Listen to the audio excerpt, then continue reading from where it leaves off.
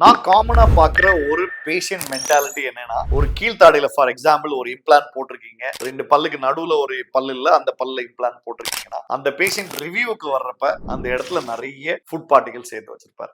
இதுக்கு ரீசன் என்னன்னா, காமனா பேஷண்ட்ஸ் நினைச்சுக்கிறது அந்த இடத்துல இருக்கிற இம்ப்ளான்ட் ஓண்டு பக்கத்துல நம்ம கிளீன் பண்ண வேண்டாம். இது ஒரு தவறான கருத்து. பக்கத்துல இருக்கிற அந்த பல்ல நம்ம எஃபெக்டிவா கிளீன் பண்ணாதான் அந்த ஊண்டுக்கு பக்கத்துல இருக்கிற ஃபுட் பார்ட்டிகல்ஸோ இல்ல இன்ஃபெக்ஷன்ஸோ இல்ல கிருமிகளோ இல்லாம இருக்கும். உங்களுக்கு ஹீலிங் ஃபாஸ்டரா இருக்கும். ஸோ இது ப்ராப்பரா பண்ணாத பட்சத்துல நமக்கு அந்த இம்ப்ளான்ஸை சுத்தி இருக்கிற கம்ஸ்ல இன்ஃபெக்ஷன் ஆகி சில டைம்ல வந்து அந்த இம்ப்ளான்ட் ஏரியாவே ரணமாயி நம்ம இம்ப்ளான்ட் ஃபெயிலியர் ஆகுறதுக்கும் சான்ஸ் இருக்கு. ஸோ அதனால இம்ப்ளான்ஸ் ரீசனா பண்ணிருக்கீங்கன்னா பக்கத்துல இருக்கிற பல்ல கண்டிப்பா பிரஷ் பண்ணணும்.